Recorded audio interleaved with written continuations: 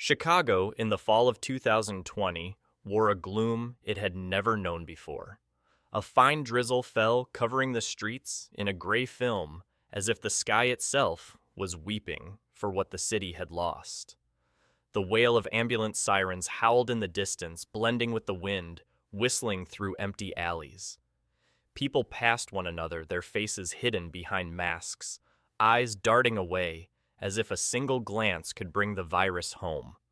On TV screens in cramped apartments, the news repeated the death tolls, warnings of social distancing, and images of hospitals overwhelmed in chaos.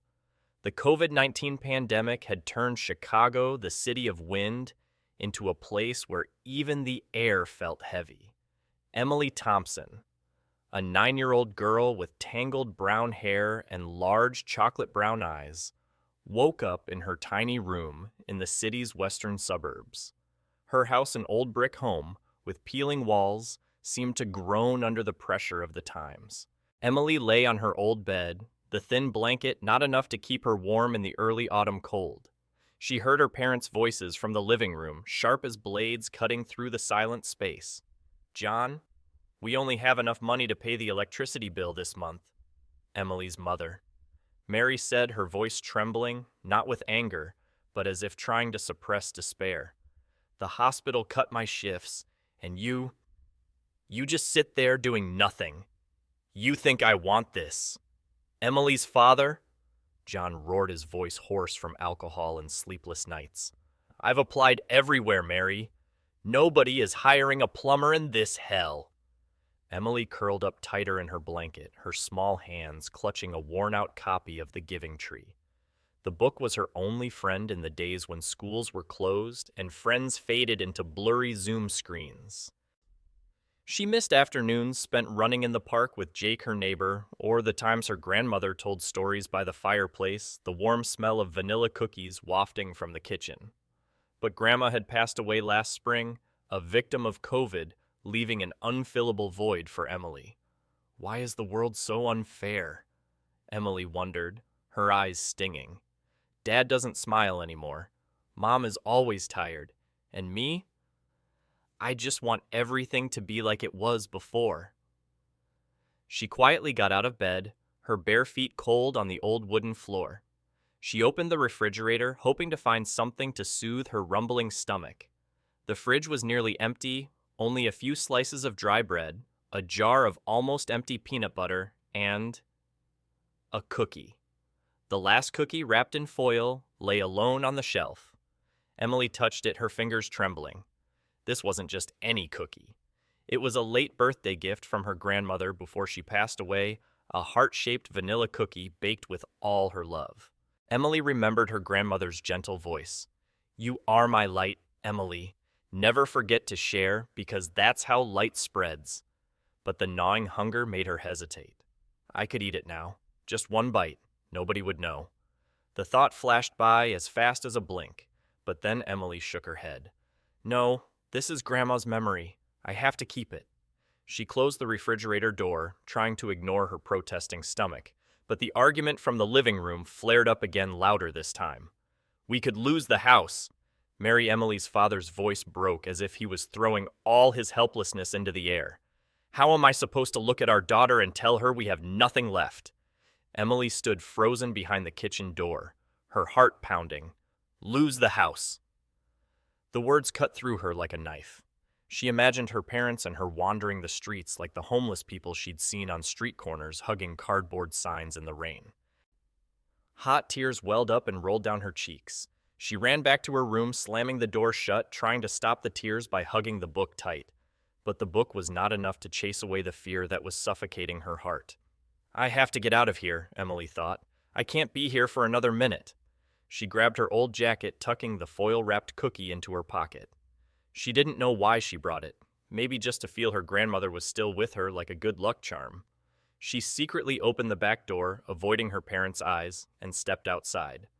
The cold air hit her face, and the smell of rain and decaying leaves made her shiver. The streets were deserted with only a few passers-by, their faces hidden behind masks, their eyes distant. Emily walked on her old sneakers, scuffing against the sidewalk, heading toward the nearby park, the only place she felt she could breathe. The park was no longer the same. The swings once filled with the laughter of children now stood still, rusting in the rain. The trees were bare, their yellow leaves falling in small, swirling patterns on the ground. Emily sat down on a stone bench, a cold that went straight to her bones. She took the cookie out, placing it in her palm, examining it as if it were a treasure. The faint smell of vanilla reminded her of her grandmother's hugs, her stories about kindness and sharing even when you have so little. Was she right? Emily's small, sharp inner voice asked. Does sharing really make things better when the whole world is falling apart? Suddenly she heard footsteps. Not normal footsteps, but a slow dragging sound, as if the person was carrying the weight of the world on their shoulders. Emily looked up, her heart racing. From a distance, a figure appeared shuffling through the thin rain. A man, his clothes tattered. His gray hair tangled his face, hidden under a worn-out baseball cap. He stopped at another bench a few meters away from Emily and sat down, his hands trembling as he held an old cloth bag. His eyes met hers for just a moment, but it was enough for Emily to feel a jolt run down her spine. Who is he? She wondered, her hand tightening around the cookie. A homeless man? A dangerous person. The pandemic had taught her to be wary, but there was something in his eyes, not hunger, but a profound sadness, as if he had witnessed too much loss. Emily couldn't look away. The cookie in her hand suddenly felt heavy, as if it was whispering to her, reminding her of her grandmother's words. Sharing is light. But then another set of footsteps echoed from behind her closer, making Emily jump and turn around. Someone was coming, and she didn't know if she should stay or run. The drizzle continued to fall, clinging to Emily's tangled hair like tiny, fragile dewdrops. The park in Chicago's western suburbs lay silent, with only the rustling of autumn leaves under the bitter cold wind. The old swings stood motionless, their rusted chains creaking with every gust of wind, like a sad song from a bygone era. Emily huddled on the stone bench, her small hands clutching the foil-wrapped cookie as if it were the last thread connecting her to the happy days before the pandemic. The faint vanilla scent from the cookie twisted her heart, conjuring the image of her grandmother smiling radiantly by the oven, her gentle voice echoing, "Sharing is light, Emily. Never forget." But the light seemed to have long left Chicago. The streets were deserted, and passers-by scurried past with wary eyes, their masks acting as invisible walls. Emily looked down at the cookie, her finger tracing the heart-shaped outline. Should I eat it? She asked herself, the gnawing hunger, a small animal growling in her stomach. Just one bite. Nobody would know. But then she shook her head, scolding herself. This is Grandma's keepsake. I can't... A slow, dragging sound of footsteps cut through her thoughts. Emily looked up abruptly, her heart pounding. The man, the faint figure she had seen earlier, was now sitting on a bench a few meters away from her. He looked like a gray painting, a worn-out coat, an old baseball cap, obscuring half of his face, and thin hands hugging a ragged cloth bag. He wasn't looking at her. He just sat there, head slightly bowed, as if immersed in a world she couldn't touch. But there was something in his demeanor, not the usual hunger she saw in homeless people, but a deep sadness, as if he carried a voiceless story on his shoulders. Who is he? Emily wondered, her fingers squeezing the cookie so hard the foil crinkled. A homeless man. A dangerous person. The pandemic had taught her to be suspicious of everything. Her mother's warnings echoed in her head. Don't talk to strangers, Emily. Not everyone is good. But the man's eyes, which had briefly met hers, confused her. They weren't fierce or threatening, but seemed to be searching for something, a glimmer of hope, or simply a little warmth in the cold rain. She turned away, trying to focus on the cookie. But then a small sound startled her. A small piece of paper fell from the man's bag, rolling gently on the damp ground. It was only a few steps away from her, a crumpled piece of paper, like a mysterious invitation. Emily hesitated, her heart beating faster. Should I pick it up, or just leave? She glanced at the man. He was still sitting oblivious. Finally, curiosity won. Emily got up, walked quickly to pick up the paper, her hands trembling as she unfolded it. Inside was a handwritten line scrawled but clear. Kindness is a small flame, but enough to warm the whole world. She frowned, rereading the line, feeling as if someone was speaking directly to her. What is this? A quote? A message. She looked toward the man, but he still hadn't moved, as if the paper had just fallen by accident. Emily tucked the paper into her jacket pocket, a strange feeling spreading through her chest. She returned to her bench and sat down, but now the cookie in her hand seemed heavier than ever. Grandma said sharing is light, her inner voice trembled. But if I share, I'll lose the last thing I have from her. She looked at the man again. He stirred slightly, taking a piece of dry bread from his bag, and slowly took a bite as if trying to make the meager food last. The action tightened Emily's heart. She remembered the days her mother had to split the last slice of bread for the whole family. She remembered her father's eyes when he pushed the plate of food toward her and said, "You eat, I'm full." He's hungry, she thought, and the idea pricked her like a needle. I'm hungry too, but I have this cookie. I can share. An intense inner struggle erupted. A part of her wanted to run home to hold the cookie tight like a treasure. But another part, her grandmother's small voice whispered that she couldn't turn her back. It's just a cookie. It's just a small act. But why was it so hard? Emily took a deep breath, her breath shaky in the cold air. She stood up, her feet feeling like 1,000 pounds, and walked toward the man. I have this, she said, her voice so small it was almost carried away by the wind. She opened the foil, the sweet scent of vanilla spreading, and carefully broke the cookie in half. One half fell into her hand, and for a moment, she wanted to keep it. But then she held the half cookie out to the man, her big eyes looking directly at him. We can share. The man looked up, his deep eyes meeting hers. Something flickered in his eyes, not hunger, but a more complex emotion, as if he was seeing through her deep into her soul. Are you sure, little one? He asked, his voice hoarse but gentle, as if he was testing her. This is precious to you, isn't it? Emily nodded, even though her heart was pounding so hard she was afraid he could hear it. I know. I know what it feels like to be hungry, she said, her voice catching. I want to share. The man took the half cookie, his trembling fingers brushing against hers. He looked at the cookie, then at her, and a strange smile appeared on his lips, not of joy, but as if he had just found something he had lost for a long time. Thank you. He whispered, his voice so low it almost blended with the sound of the wind. I won't forget this. Emily smiled, a strange warmth spreading through her chest, even though she still felt a pang of regret as she looked at the remaining half of the cookie in her hand. She returned to her bench, not realizing the man was watching her, his eyes shimmering with a secret she couldn't yet understand. When she glanced back, he had stood up, walking slowly into the rain, but a small object glittered on the bench he had just left, an old coin unusually bright in the dim light of the late afternoon. Emily stood motionless in the empty park, her breath trembling in the cold autumn air of Chicago. The drizzle had subsided, leaving glistening drops of water on the stone benches, reflecting the faint light of the gray sky.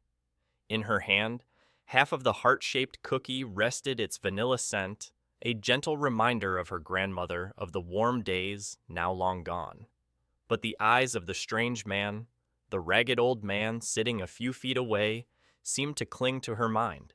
His mysterious smile, his hoarse, knowing voice, and the piece of paper with the words about kindness made her feel as though she had just stepped into a strange story where every choice held a greater meaning than she could comprehend. It's just a cookie, Emily told herself, but her heart pounded as if she stood at a fateful crossroads. I could turn away, keep it for myself, but what would Grandma do? The image of her grandmother appeared in her mind, with her gentle smile and warm hands sharing the last piece of cake with a neighbor.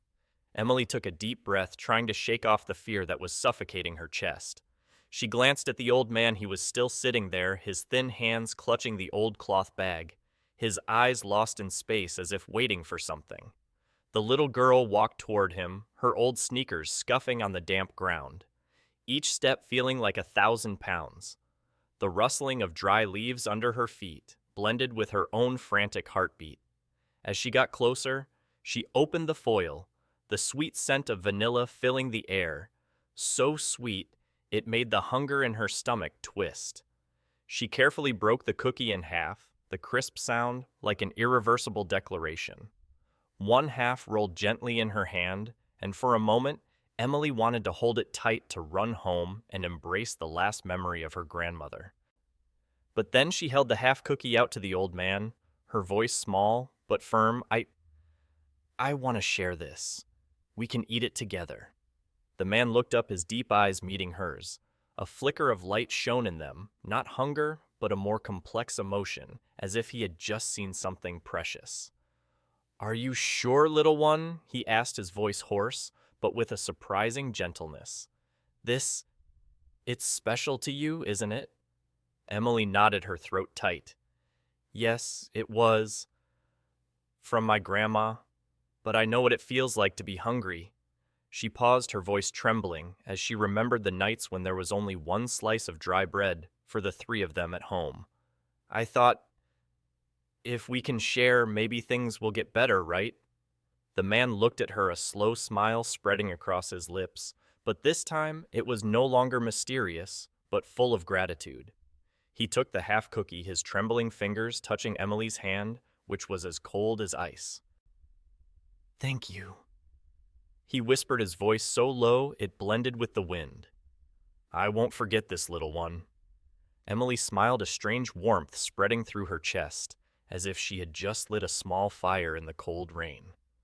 But as she returned to her bench, sat down and took a bite of the cookie, the sweet vanilla flavor came with a hint of regret. I just gave away half of Grandma's memory. She thought, her inner voice small, but sharp. Did I do the right thing?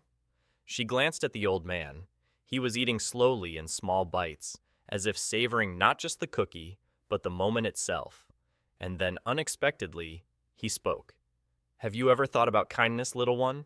He asked, his eyes still fixed on the half cookie in his hand. About what it can change? Emily blinked, surprised by the question. I don't know. My grandma said sharing is light, but sometimes I feel this world is too dark. She paused, remembering her parents' arguments, the ambulance sirens echoing outside. Sometimes I think kindness isn't enough to change anything. The old man gave a dry, soft chuckle that wasn't mocking. Perhaps you're right, but perhaps a small act like this. He held up the half cookie, his eyes shimmering, can be the first flame. Do you believe in that? Emily didn't answer right away. She looked at him, trying to read something in his eyes, but they were as deep as an ocean she couldn't touch. Instead, she told him about her family, about her father losing his job, her mother exhausted at the hospital, about the nights she lay listening to her parents argue, and wondered if they still loved each other. I just want everything to be like it was before, she said, her voice choked with emotion. But the pandemic took everything away.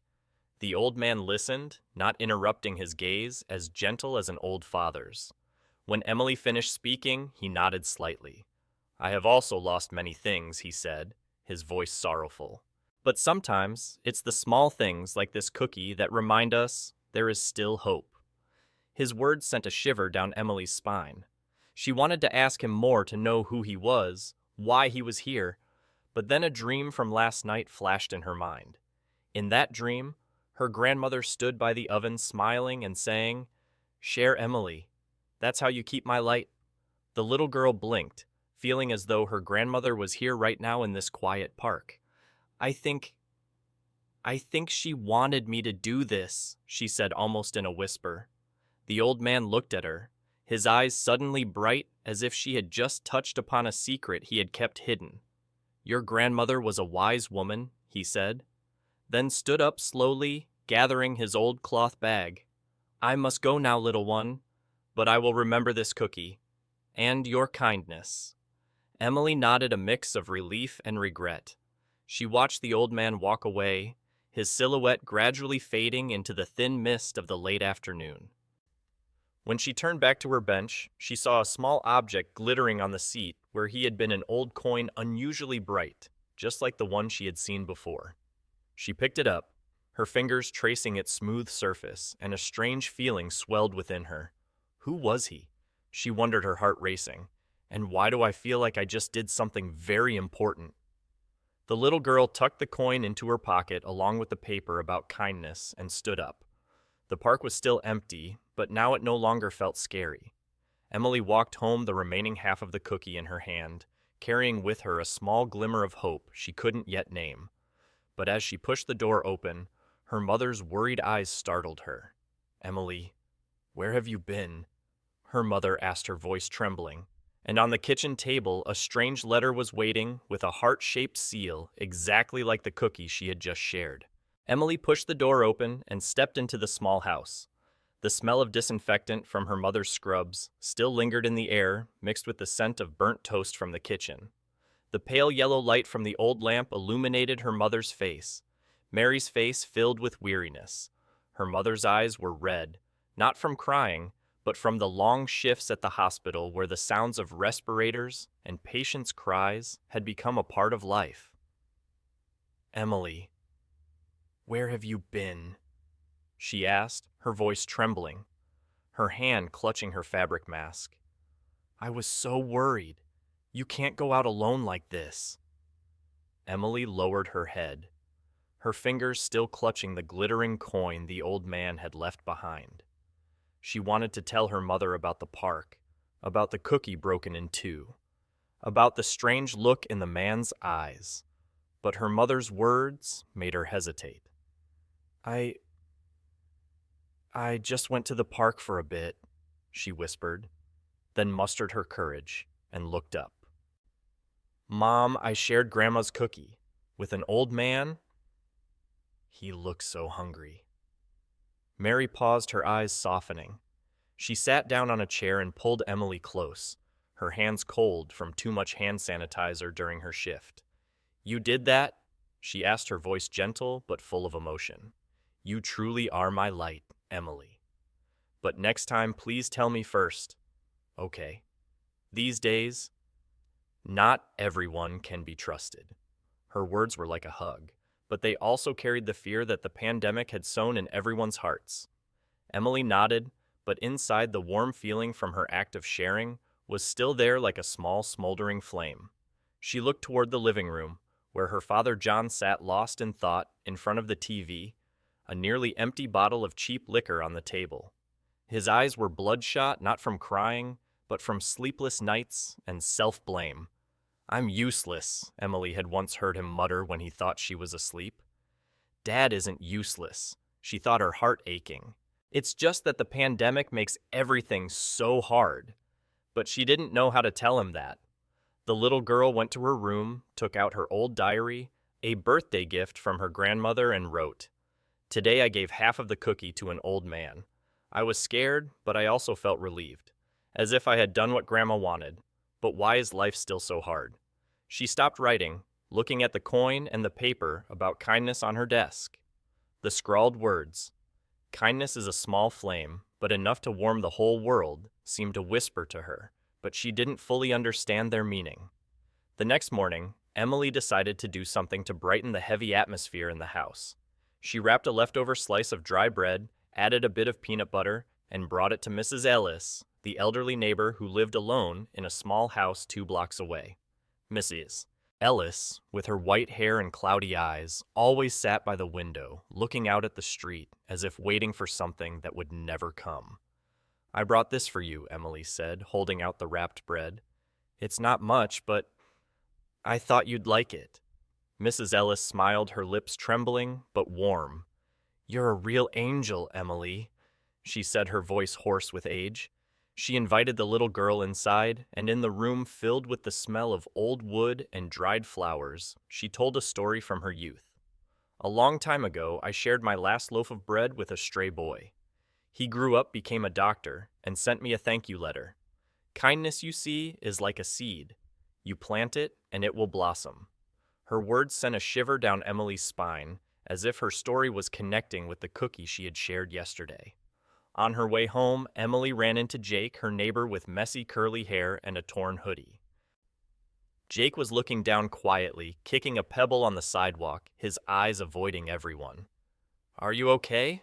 Emily asked, noticing his gloomy expression. Jake shrugged, but then he started crying, telling her how his friends on Zoom had mocked him for his old jacket. "I have nothing." "Emily, I hate this pandemic." Emily sat down next to him, took the old man's paper from her pocket, and told him about the cookie. "I was scared to share, but after I felt relieved, as if I did the right thing." She paused, looking at Jake. "You don't have to have a lot to share.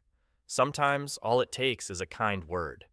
Jake wiped his tears, giving her a faint smile. "You're so strange, Emily," he said, but his eyes lit up as if she had just sparked a glimmer of hope. In the following days, Emily began to notice something was changing. Jake showed up at the playground with a smile, saying he had helped a smaller child pick up a dropped ball. Mrs. Ellis started talking to other neighbors for the first time in months, and Emily, though still worried about her parents, felt a small strength inside. She wrote in her diary, "That small act made me happy, but why am I still afraid that everything will fall apart?" She looked out the window, where a faint sunlight pierced through the clouds, and wondered if kindness was truly enough to change the world.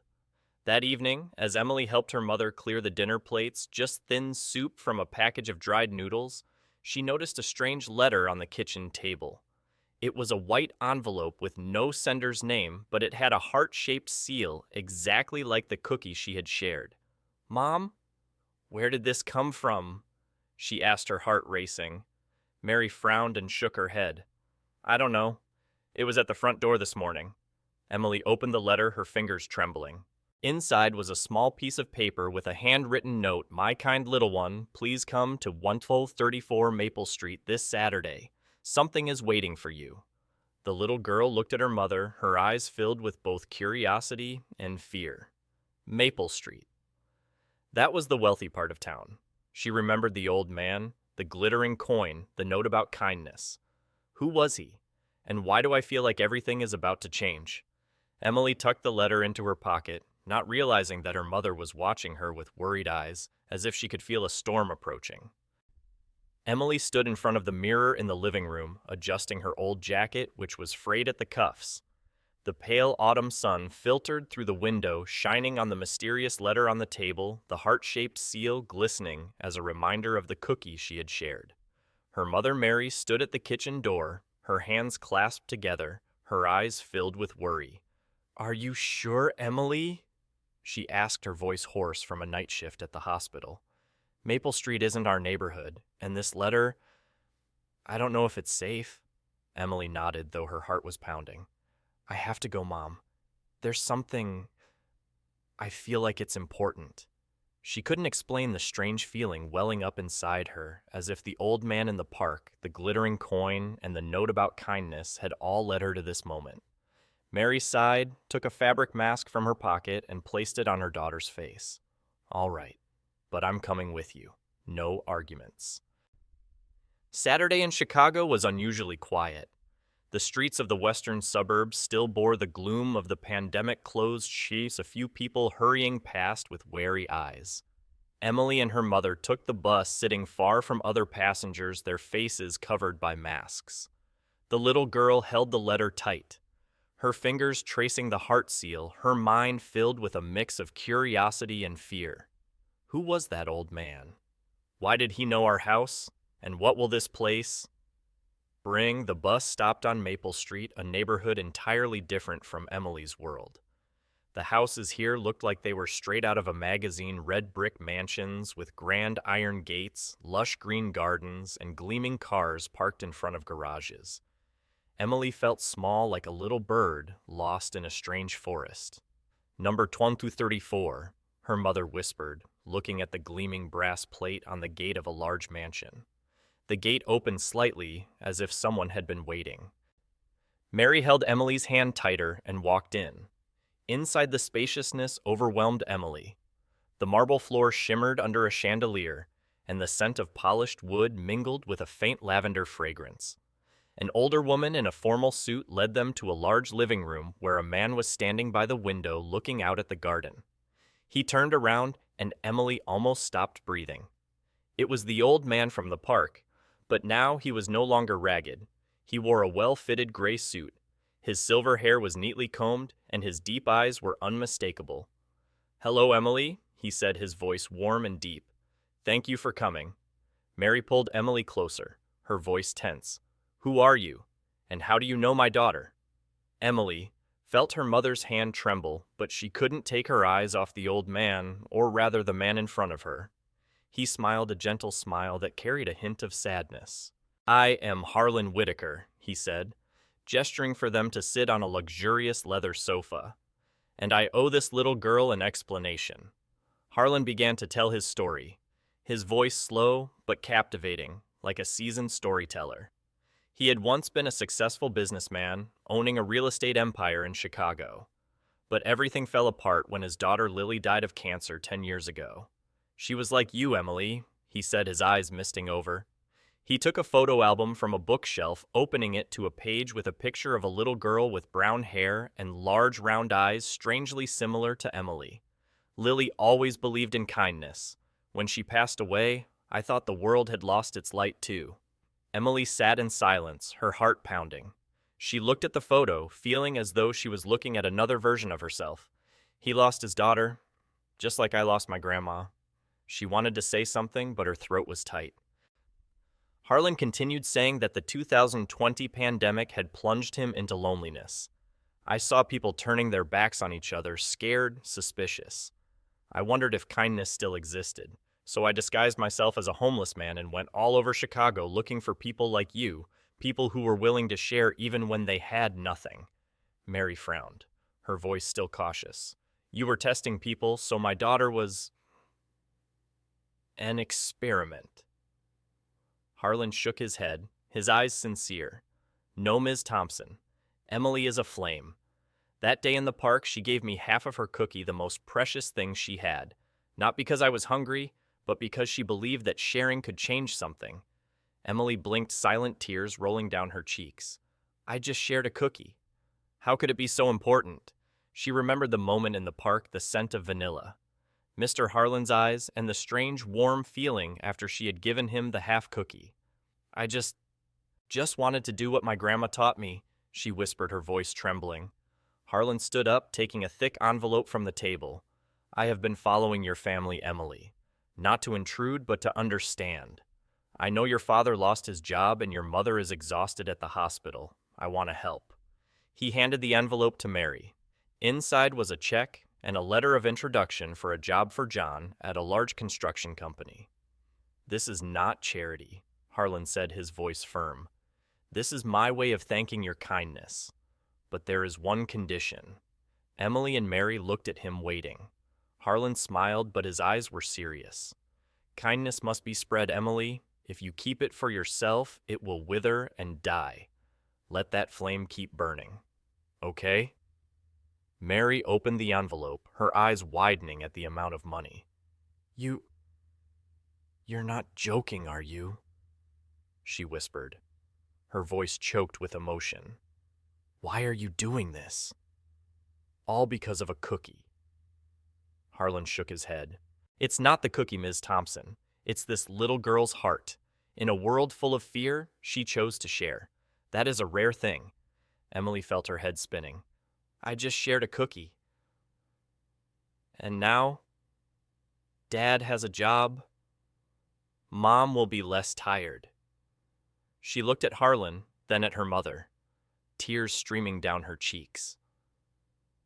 I don't know what to say," she said, her voice breaking. Mary hugged her tightly, her own tears falling and soaking Emily's brown hair. Harlan walked over and placed a hand on Emily's shoulder.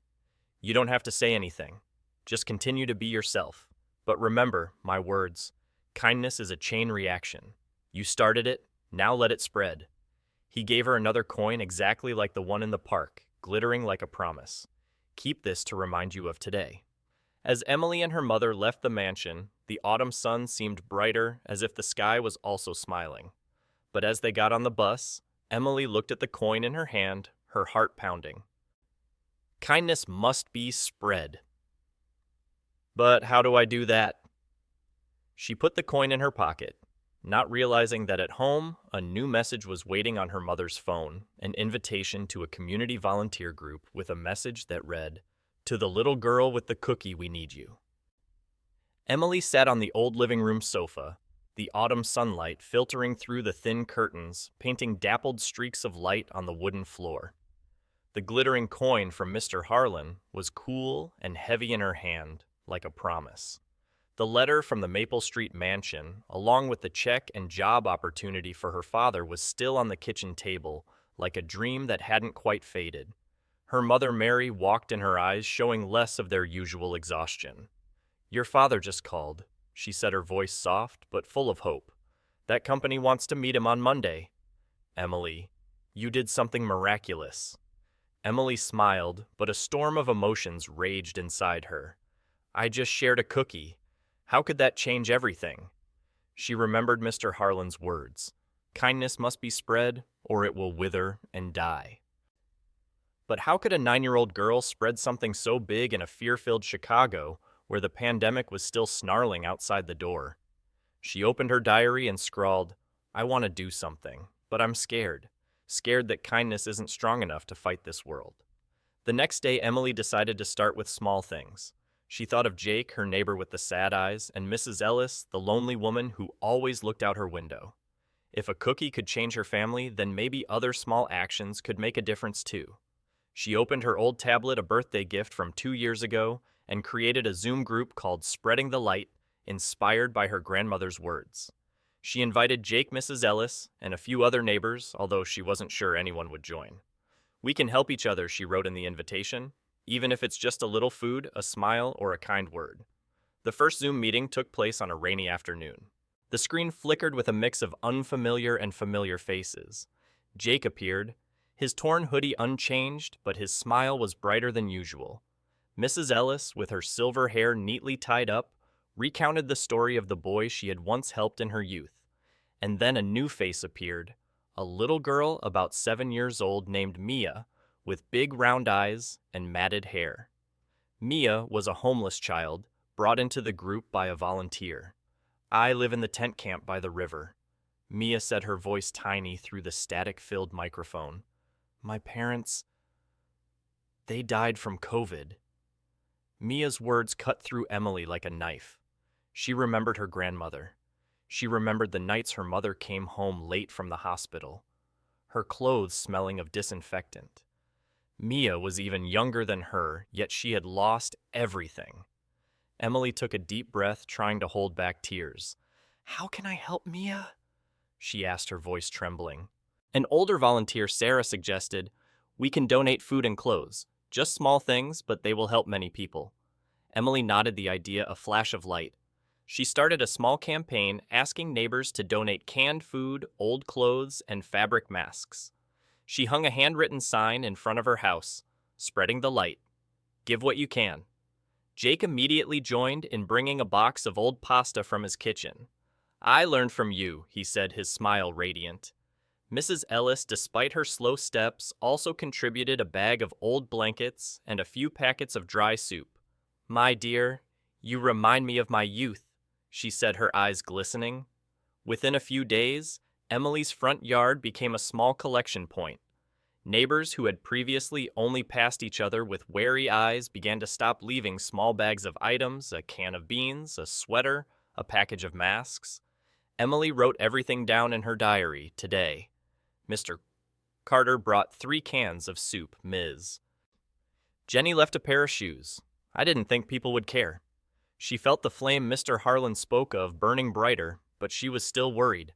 Would it be enough to help Mia and the others? At the end of the week, Emily and Jake took the bags of donated items to the tent camp near the Chicago River, where Mia and dozens of other homeless people were living in makeshift shelters. The smell of damp earth and garbage mingled in the air, the wind whistling through torn tarps. Mia ran over, hugging Emily tightly, her eyes lighting up when she saw the bags. "Thank you, sissy," the little girl whispered, her voice choked with emotion. Emily knelt down and gave Mia her old jacket. "I don't have much, but I want you to be warm," she said, feeling as though she was sharing half a cookie again. In that moment, Emily realized the power of a small act. Mia told her that she had shared a can of soup with another boy in the camp, and that boy had in turn given an old hat to an old man. "It's like dominoes," Mia said, a bright smile on her dirty face. Emily laughed, but tears streamed down her cheeks. "This is the chain reaction Mr. Harlan talked about." She thought her heart pounding. "I started it." News of spreading the light spread quickly. A local newspaper published an article about the 9-year-old girl who started a campaign to help the homeless, calling Emily Chicago's little hero.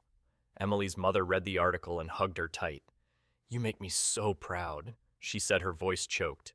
Her father, John, had also changed. He started his new job, and for the first time in months, Emily saw him smile as they had dinner together. "You gave me a reason to keep going, Emily," he said, taking her hand. But in Emily's heart, a question still lingered. Would kindness be strong enough to last? She wrote in her diary, "I see people smiling, but the pandemic is still here. I'm afraid this flame will go out." She looked at Mr. Harlan's coin, rolling it between her fingers, and remembered his eyes deep, as if looking into the future. That evening, as Emily was tidying up the donation bags, her mother called her from the living room.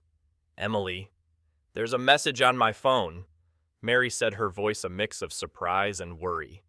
Emily ran over and looked at the screen.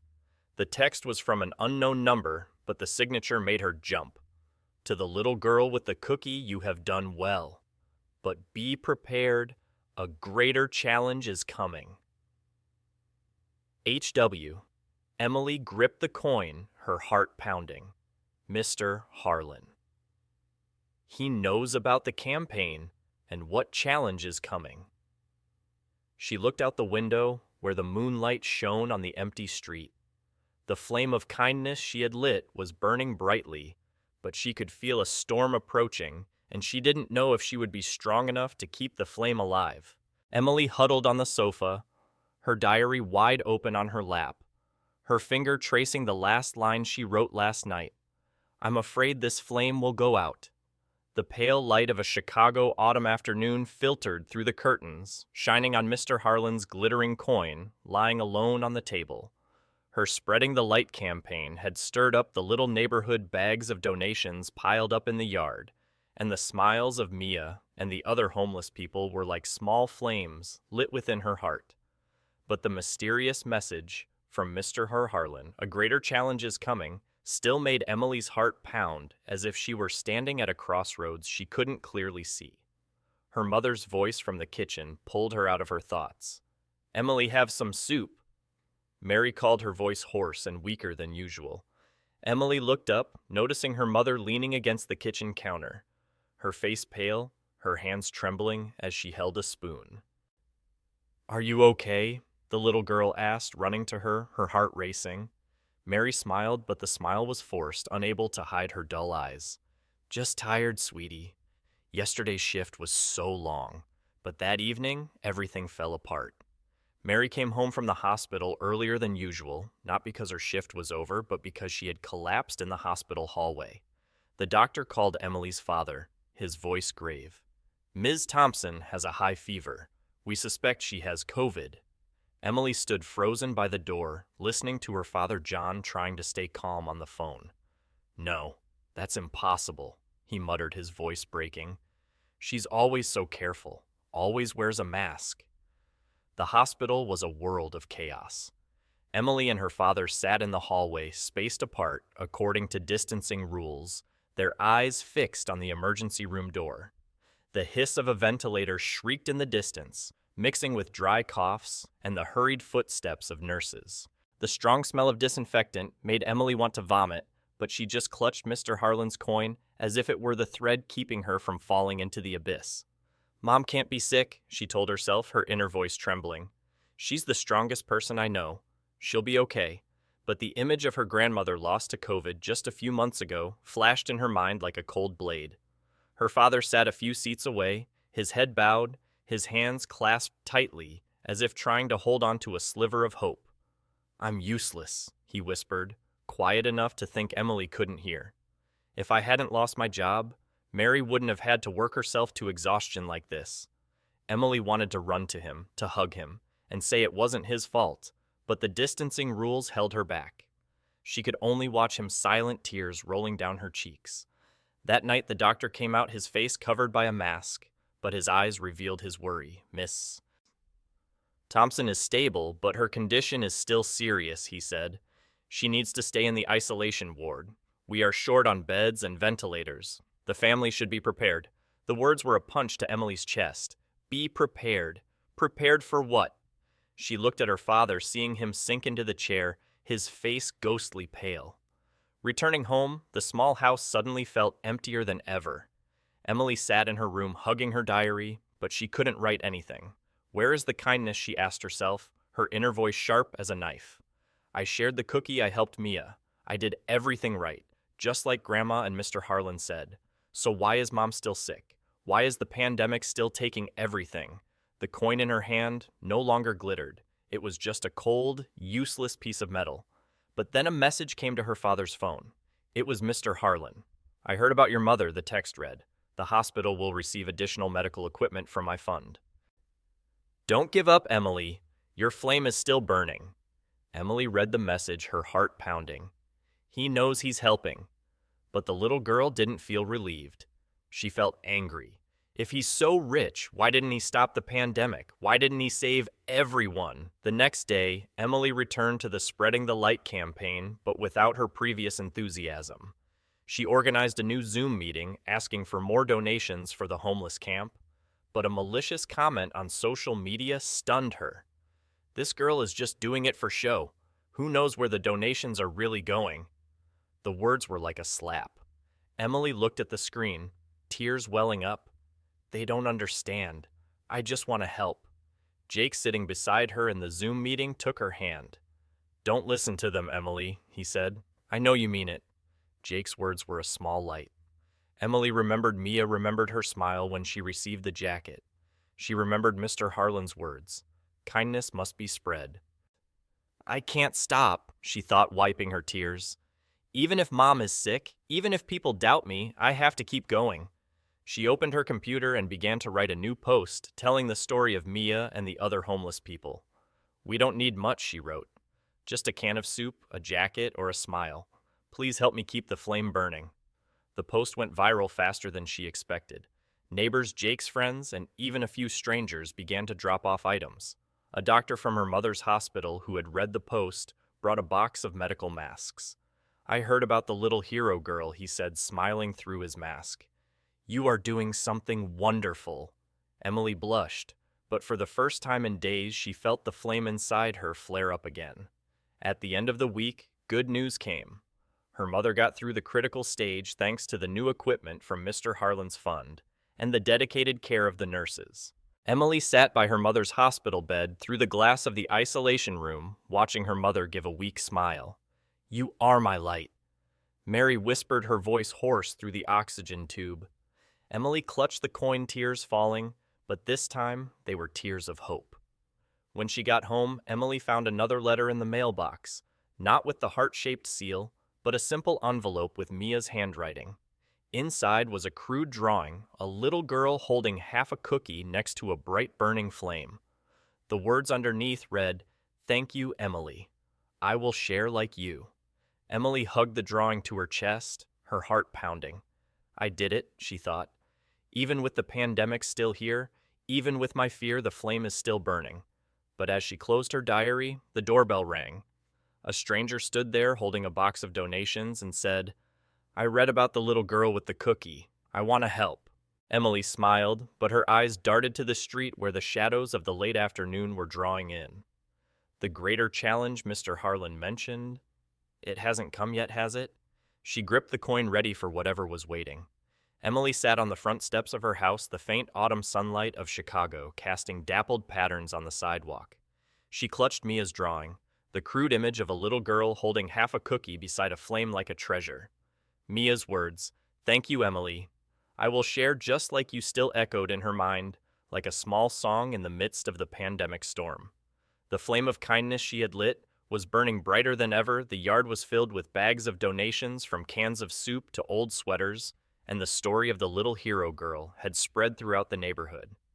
But a sense of unease still lingered in Emily's heart. What was the greater challenge Mr. Harlan had mentioned? She gripped the glittering coin in her pocket, feeling as though it was whispering a secret she couldn't yet understand. The small Thompson house was now filled with a new glimmer of hope. Her mother Mary had left the isolation ward, although she was still weak and needed rest. Her father John returned from his first day at the construction company, a rare smile on his face. "I signed a long-term contract today, Emily," he said, his voice full of pride. "You gave me a chance to start over." Emily hugged her father, silent tears rolling down her cheeks.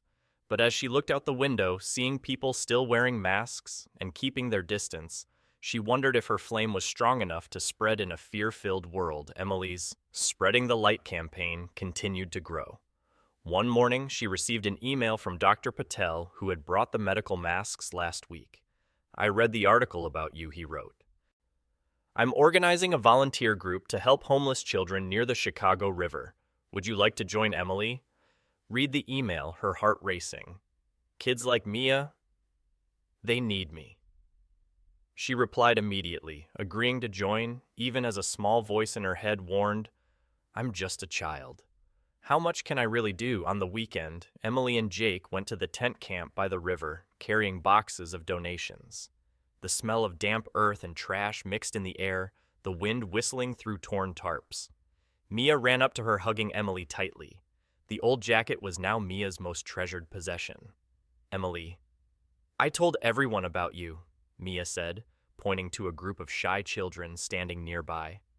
A little boy, about 6 years old, walked up and held out an old wool hat. "I got this from my mom's stuff," the boy said, his voice hesitant. "For someone else like you did." Emily knelt down and took the hat, feeling as though her heart was melting. "Thank you," she whispered, her eyes stinging. This is the chain reaction she thought, remembering Mr. Harlan's words. A cookie, a hat, a smile. It's all spreading. She and Jake distributed the items, talking to the people in the camp, listening to stories of loss and hope. An old man with a face full of wrinkles told her he had been a mechanic, but the pandemic had taken his job and his family. "You little girl, you remind me that there are still good people," he said, holding Emily's hand. On their way back, Emily noticed a ragged man standing on a park corner, not Mr. Harlan, but a truly homeless person. He was holding a cardboard sign, his eyes weary but not hopeless. Emily stopped, took a small package of cookies from her pocket, a gift from a neighbor, and gave it to him. "I don't have much, but this is for you," she said, her voice trembling. The man looked at her surprised, then smiled. "Thank you, little one," he said, his voice hoarse. "I'll share it with my friend." In that moment, Emily felt tears well up. She remembered the park. She remembered Mr. Harlan. She remembered the half-broken cookie. "I shared, and now he will share too." She sat down on a nearby stone bench, took out her diary, and wrote, "Today I met a real homeless person. I gave him a cookie, and he promised to share it. Kindness is like a domino. One piece falls, and they all start to move." News of Emily's campaign continued to spread. A local TV station came to interview her, filming her and Jake distributing items at the camp. A new article called her Chicago's Flame, and hundreds of emails and letters poured in. One letter made Emily cry. A 10-year-old girl from another neighborhood wrote, "I read about you," and started collecting toys for poor kids. "Thank you, Emily." Jake, reading the letter with her, laughed out loud. "See, you're changing the world," but not everyone was supportive. One evening, as Emily checked the Zoom group, she saw a malicious comment, "This little girl is just doing it for fame." Who knows where the donations are really going? The words were like a slap. Emily closed her laptop, tears rolling down her cheeks. "They don't understand. I just want to help." She ran into her room, hugged her diary, and wrote, "Why is kindness so hard? I want to give up, but Mia, Jake, and Mom, they believe in me." The next morning, a surprise arrived. A large envelope was sent to the house with the logo of a charitable foundation named Lily Whitaker, Mr. Harlan's daughter. Inside was a large check along with a handwritten letter. "Emily, you have turned a small flame into a great fire. This foundation will support the tent camp and the hospital where your mother works. Keep spreading it. H.W." Emily read the letter, her heart pounding. "Mr. Harlan, he's still watching me." She ran to the camp, giving the check to Sarah, the volunteer coordinator. Sarah hugged the little girl tightly, her eyes glistening. "You did the impossible, Emily." That night, Emily sat with her mother and father, telling them about everything from Mia, the boy with the hat, to the letter from Mr. Harlan. Mary held her hand, her voice choked. "You are my light, but you are also the light of the whole city." John nodded, his eyes red-rimmed. "I once thought I was useless, but you showed me that things can change." Emily smiled, but as she went to her room, a strange feeling welled up again. She opened her diary and wrote, "Today I saw kindness spread like dominoes, but I'm still afraid that this flame isn't big enough to fight the pandemic." She looked at Mr. Harlan's coin, rolling it between her fingers. The doorbell rang, pulling her out of her thoughts. A stranger stood there holding a bag of donations and said, "I came because of the little girl with the cookie, but I heard there's a greater challenge. Is she ready?" Emily gripped the coin, her heart pounding. The greater challenge? It's coming. She looked out at the street where the moonlight illuminated the empty alleys. Her flame was burning, but she knew that a strong gust of wind could blow it out at any time. Harlan Whitaker stood by the window of his mansion on Maple Street, the faint moonlight shining on his face, highlighting the deep wrinkles of time and loss.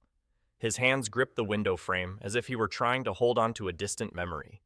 Under the silver light, Chicago stretched out before him, a city that was once vibrant, now plunged into the darkness of the 2020 pandemic. The empty streets, the distant wail of ambulance sirens, and the fearful eyes behind masks had become the new reality. But in Harlan's heart, a small flame, the flame that Emily had lit with half a cookie, was smoldering, drawing him back to the old days when he still believed this world was worth saving. 30 years ago, Harlan Whitaker was a different man. He was an ambitious real estate mogul with skyscrapers bearing his name stretching across Chicago. Money flowed like water. The mansion on Maple Street was a symbol of his success, and he thought he had everything. But in that house, the one who truly brought light was Lily, his 8-year-old daughter. Lily, with her curly brown hair and big round eyes, was always running around the house singing silly songs and sharing candy with anyone she met. "Dad sharing is the most fun," Lily once said, pressing a candy into the gardener's hand, her smile as bright as the sun. But then, cancer arrived like a storm. Harlan remembered the days in the hospital, the strong smell of disinfectant, the beeping of machines, and Lily's eyes slowly fading. He spent millions of dollars, hired the best doctors, but nothing could keep her. "Dad, don't be sad," Lily whispered in her final days, her small hand gripping his. "I will be your light, no matter where I am." When Lily passed away, Harlan felt the world collapse.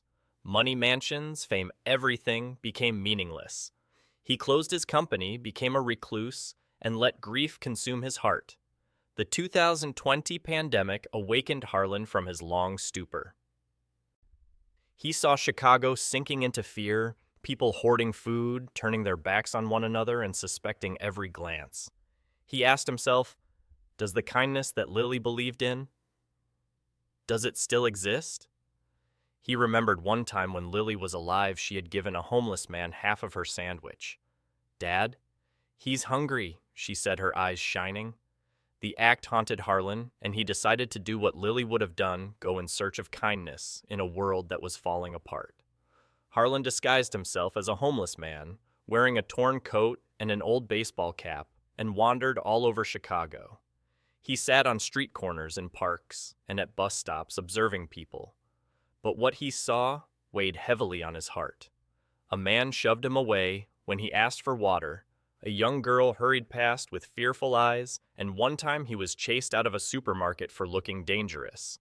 "Lily, you were wrong," he once thought, huddled in the rain.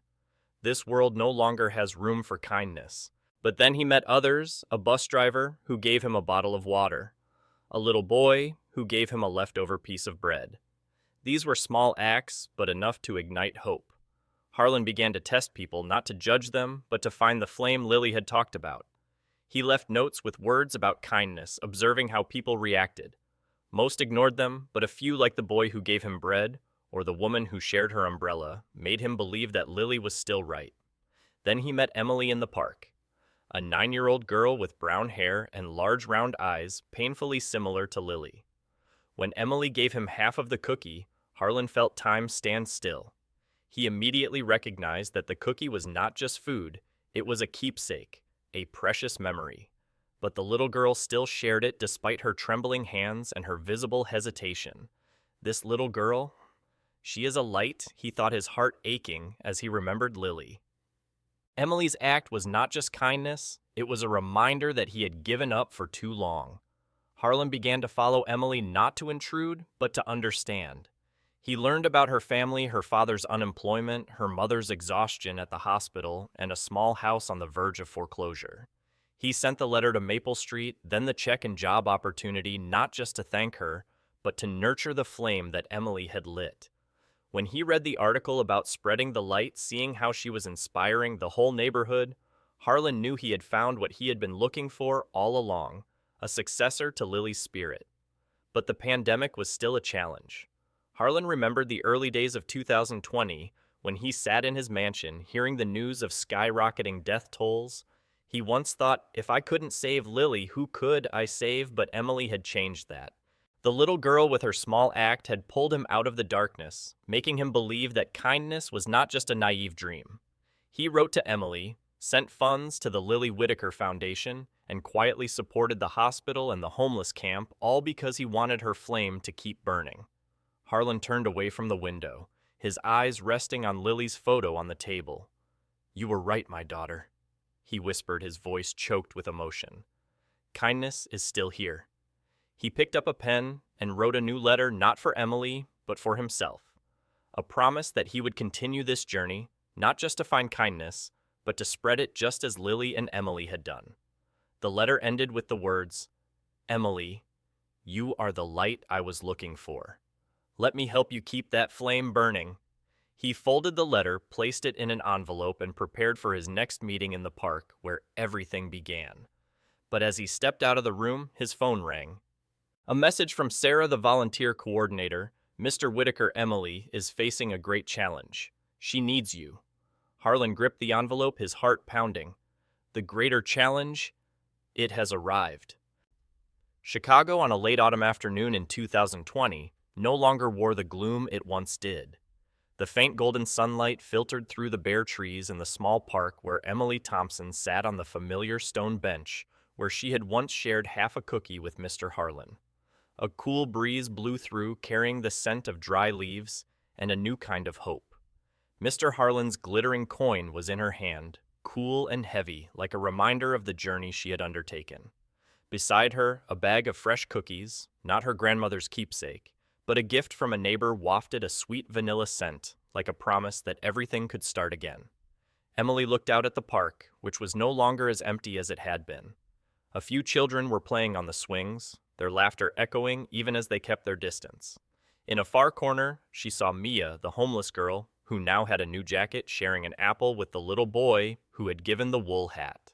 Emily's Spreading the Light campaign had spread further than she ever imagined, not just in her small neighborhood, but to other corners of Chicago. Donation bins appeared in many places, from supermarkets to churches, and letters of thanks from strangers filled her mailbox. But in Emily's heart, a question still lingered. Have I done enough? Will this flame burn forever? Slow footsteps pulled her out of her thoughts. She looked up, and her heart pounded as she saw Harlan Whitaker approaching, no longer in the ragged clothes of a homeless man, but in a simple gray suit, his deep eyes unchanged. He smiled, a warm smile tinged with sadness, as if he were seeing both the past and the future in Emily's big round eyes. "You've grown so much, little one," he said, sitting down beside her at a safe distance. Emily smiled, her finger tracing the coin. "I didn't think things would go this far," she said, her voice small but firm. "Just from a cookie. I never thought it would change so much." She paused, looking at Mr. Harlan. "But I'm still scared, sir. The pandemic is still here. Kindness, is it strong enough?" Harlan gave a soft chuckle, a dry sound filled with empathy. He took a vanilla cookie from his pocket, exactly like the one Emily had shared, and broke it in half, offering her one piece. "You asked me that very question right here, didn't you?" he said, his eyes sparkling. "That day I thought you were just a naive little girl, but now I see you are a flame not just for yourself, but for this whole city." Emily took the half cookie, the vanilla scent bringing back the moment in the park when she had tremblingly offered him the cookie. "But I didn't do anything big," she said, her voice catching. "I just shared like my grandmother taught me. I'm afraid this flame will go out just like my mother almost died, and my grandmother did die." Harlan placed a hand on her shoulder, gentle but firm. "Emily, kindness is not a flame that burns forever without care. It's like this cookie, small and fragile, but when you share it, it creates a chain reaction that cannot be stopped." He paused, looking out at the park where Mia was laughing with the little boy. "You inspired Mia, you inspired Jake, you inspired your neighbors, and you inspired me. Every small act of yours is a domino piece, and now all of Chicago is in motion." Emily looked at him, tears glistening in her eyes. She remembered the dark days, her parents' arguments, the fear of losing her mother, the malicious comments online. But she also remembered Mia's smile, the letter from the 10-year-old girl, and the look of pride in her father's eyes when he went back to work. "I don't know if I can keep going," she admitted, her voice trembling. "There are days I just want to give up." Harlan nodded, his eyes gentle but serious. "I also wanted to give up after I lost Lily," he said, his voice sorrowful. "But you reminded me that kindness never dies as long as someone is willing to plant the seed. You are the heir to Lily's flame, Emily, and I believe you will keep it burning forever." His words were like an invisible hug, chasing away the fear in Emily's heart. She took a bite of the cookie, the sweet vanilla filling her mouth like a reminder of her grandmother, of Lily, of all the people who had believed in her. "I promise I will try," she said, her voice more confident. "I will continue to share, even if they are just small things." Harlan smiled and gave her a small envelope. "This is my last gift to you," he said. Inside was a card with the name of the Lily Whitaker Foundation and the words, "Emily Thompson, the Inspirer. This foundation will continue your work," he said, "but you are its heart. Let that flame spread not just in Chicago, but far beyond." Emily hugged the envelope tightly, tears streaming down her cheeks, but this time they were tears of hope. She looked out at the park, seeing the children playing, seeing Mia wave at her, seeing the autumn sunlight seem to smile. The half-broken cookie was the beginning. She thought, her heart filled with strength, "And I will not stop." As Harlan stood up to leave, he turned back, his eyes sparkling. "See you again, little girl with the cookie," he said, and then walked into the sunset, his silhouette blending into the faint golden light. Emily sat back down and wrote in her diary, "Today I promise to keep the flame burning, not because I am strong, but because I know kindness can spread like dominoes, like light, like a half-broken cookie." The little girl stood up, carried the bag of cookies to Mia and the other children, sharing each one with a radiant smile. In the distance, the wail of ambulance sirens still echoed, but now it was no longer the sound of fear. Chicago was changing little by little, and Emily knew she was a part of that change. She looked up at the sky where the moon was beginning to appear and whispered, "Grandma, I did it. Your light is still here."